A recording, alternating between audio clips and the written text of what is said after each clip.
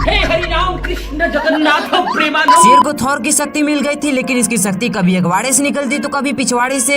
लेकिन तभी उसका ध्यान उसी हिरण पर जाता है और वहीं पर अपनी शक्ति का इस्तेमाल कर रहा था। लेकिन हिरण को घंटा कुछ फर्क नहीं पड़ रहा था। मेरे को जाना पड़ेगा बाबू। हिरण इसे देखकर सो जाता है और थोड़ी देर बाद जाके देखता है तो वहाँ पे दो कौवे थे जो यूपीएससी के तैयारी में लगे थे। शेर इन दोनों पर अपना टाइम नहीं बर्बाद करना चाहता और लकड़ी का ही दूरबीन बना के हिरण पर फिक्स करके, पर अभी भी इसका निशाना चूक जाता है। थोड़ी देर बाद शेर हिरण को अपने निशाना पर लगा के अपनी स्टाइल मारता है, लेकिन इसका निशाना तो अभी भी चुकता है, जिससे ऊपर से पत्थर आने लगा और मैं आसमान की ऊंचाइयों में आ गया। शेर हिरण को अपना भोजन बनाने आता है, लेकिन तभी सभी हिरण को कोई गायब कर देता है और इसे कुछ समझ ही नहीं आ रहा था कि तभी इसकी नजर दूर जाती है और कोई स्पाइडरमैन के जैसा हिरण सबको बचा रहा था। मिस्टेक हो गया। हिरण जैसे ही दहाड़ता वहाँ के सारे पक्षी जान बचाकर भागते हैं। इसको तो कुछ समझ ही नहीं आता और जैसे ही जानने की कोशिश करता तभी हिरण अपनी शक्ति दिखाता, जिससे सारा धरती हिलने लगा। शेर थोड़ी देर बाद बदला लेने आता, लेकिन तभी उसकी नजर एक कौवे पर जाती है जिसका ब्रेकअप हो गया था। हिरण अपने दोस्तों को बाहर जाने को कहता और फिर से शेर को अपना औकात दिखाने लगता, जिससे वो पेड़ पर चला जाता। फिर हिरण घास उगा के शेर को उसमें लपेट देता है। ये दुख का खत्म नहीं होता बे। शेर इधर उधर देखा तो हिरण था।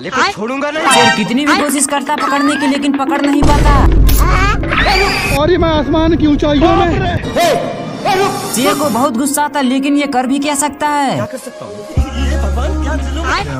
शेर एक पेड़ के डंठल पर बैठता है, जिसके नीचे से हिरण छलांग लगा रहा था, लेकिन तभी ये उसे पकड़ लेता है। लेकिन तभी हिरण उसे एक रस्सी में फंसा कर छोड़ देता है। लेकिन ये शेर तो अभी भी नहीं सुधरता है और लोमड़ी चोरी से आकर एक पूछड़ पीता, जिससे उसके अंदर हल्क की पावर आ जाती है और वो सांड तक को भी मार गिराता है। शेर उससे डर के एक पेड़ पर चढ़ता है, लेकिन लोमड़ी उस पेड़ को तो जड़ से ही उखाड़ देता है। लेकिन तभी वो शेर भी उस पोषण को चुपके से पी लेता है और उस लोमड़ी की पावर खत्म हो जाती है। फिर शेर भारी मिस्टेक हो गया सर।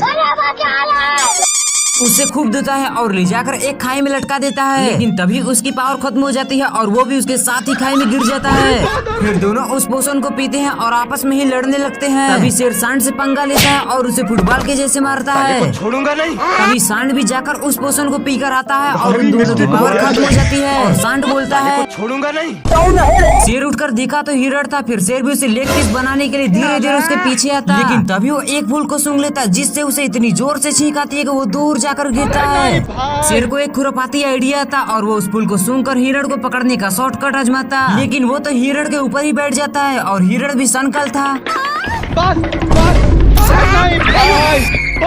उसे ले जाकर फूलों के खेत में छोड़ देता है। शेर छींक को रोकने की बहुत कोशिश करता है, लेकिन हिरण को देखने के चक्कर में फूल सूंघ लेता है। और मैं आसमान की ऊंचाइयों में। शेर नीचे आके देखा तो एक कौवा उससे कहता।